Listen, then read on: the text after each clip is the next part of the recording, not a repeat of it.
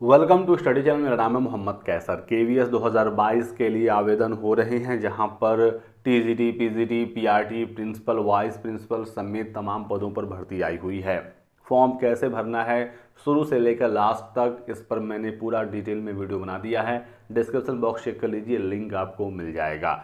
इस वीडियो में बात करेंगे दोस्तों एक ऐसे डाउट की जो आप लोग लगातार कमेंट सेक्शन में पूछ रहे हैं।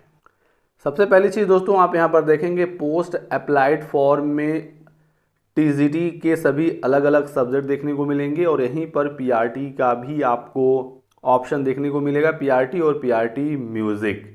तो यदि आप टीजीटी और पीआरटी दोनों से फॉर्म भरना चाहते हैं तो आपको अलग अलग फॉर्म भरना पड़ेगा। एक ही फॉर्म में दोनों ऑप्शन सेलेक्ट करने का कोई भी तरीका नहीं है। यदि आप टीजीटी के लिए फॉर्म भर रहे हैं तो जब आप क्वालिफिकेशन डिटेल्स में जाएंगे तो यहाँ पर छात्र पूछ रहे हैं कि किस एग्ज़ाम की डिटेल हमें भरनी है। क्या हमें ग्रेजुएशन का डिटेल भरना है टीजीटी के केस में, या बीएड का भरना है। अभी पीआरटी की भी बात करेंगे क्योंकि ज़्यादा कन्फ्यूज़न पीआरटी को लेकर ही है।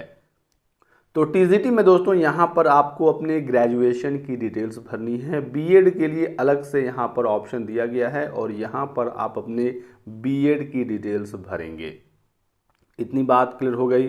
और यदि आपको कोई डाउट है कि यहाँ पर हमको किसकी डिटेल भरनी है तो आप कोर्स नेम पर क्लिक करिए और आपको यहाँ पर ग्रेजुएशन की ही जानकारी मिलेगी। तो आपको यहाँ पर क्लिक करना है और उसके बाद आप अपने ग्रेजुएशन की डिटेल फिल करेंगे। पास स्टेटस में तो एक ही ऑप्शन है, पास्ड। अपीयरिंग का ऑप्शन है ही नहीं, चूँकि अपीयरिंग एलिजिबल है ही नहीं। सेम वही चीज़ बीएड में भी है, पास्ड का ही ऑप्शन आपको देखने को मिलेगा।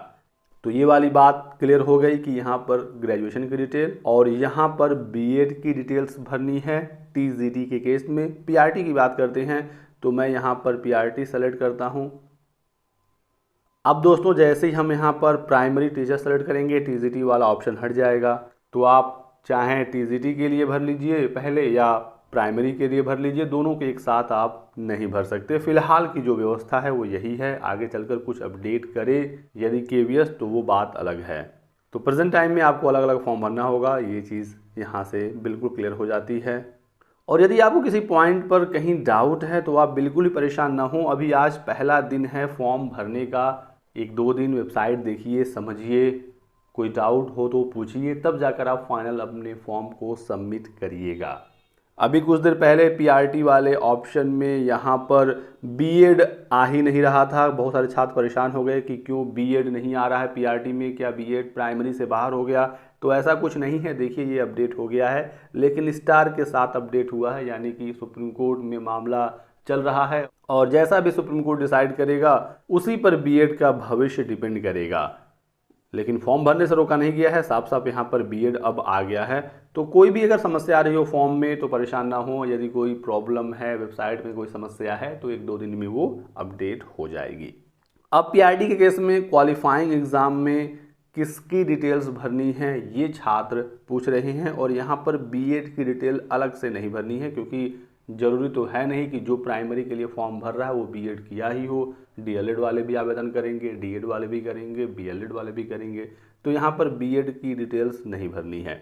यहाँ पर सिर्फ एक ही ऑप्शन है, qualifying exam qualification detail. Simple सी बात है कि आप यहाँ पर जो ऑप्शन सेलेक्ट करेंगे आप उसकी डिटेल भरेंगे।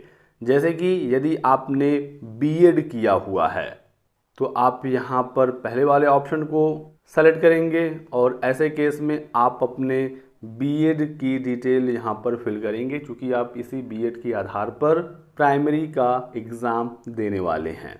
और यदि आपने किया हुआ है डीएलएड तो आप यहाँ पर सेलेक्ट करेंगे 12th में 50% नंबर और डीएलएड। ये जो 50% वाली अनिवार्यता है वो सबके लिए है, इसमें किसी को कोई छूट नहीं है। यानी कि जिन्होंने डीएलएड किया है, डीएड किया है या बीएलएड किया है, इनका 12th में 50% नंबर होना चाहिए।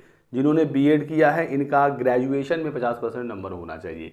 इसी तरीके से टीजीटी और पीजीटी में भी है। टीजीटी वाले केस में ग्रेजुएशन में 50% नंबर, पीजीटी वाले केस में पीजी यानी मास्टर्स में 50% नंबर होना चाहिए। तो यदि आपका है DLED तो आप सेकंड वाला ऑप्शन यहाँ पर सेलेक्ट करेंगे और फिर अब आप यहाँ पर अपने DLED की डिटेल्स भरेंगे, ना कि 12th की डिटेल भरेंगे। उसी प्रकार यहाँ पर जो BLED सेलेक्ट करेंगे वो BLED की डिटेल डालेंगे और जो D.Ed सेलेक्ट करेंगे वो अपने D.Ed की डिटेल्स भरेंगे।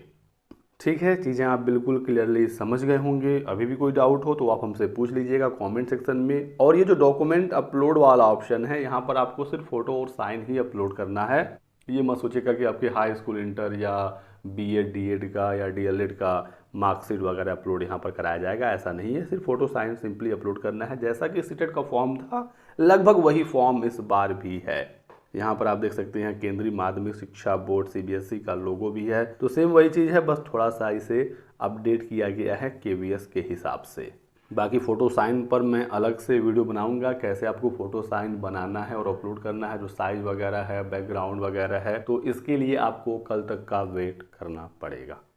इसी तरह के लेटेस्ट और ऑथेंटिक इन्फॉर्मेशन पाने के लिए आप हमारे साथ जुड़े रहें। वीडियो को लाइक और चैनल को सब्सक्राइब कर दें। आप हमारे KVS के प्लेलिस्ट को चेक कर सकते हैं। KVS से रिलेटेड जो भी वीडियोज होंगी उसी प्लेलिस्ट में आपको मिलती रहेंगी। बहुत बहुत शुक्रिया वीडियो को लास्ट तक देखने के लिए। Thanks for watching.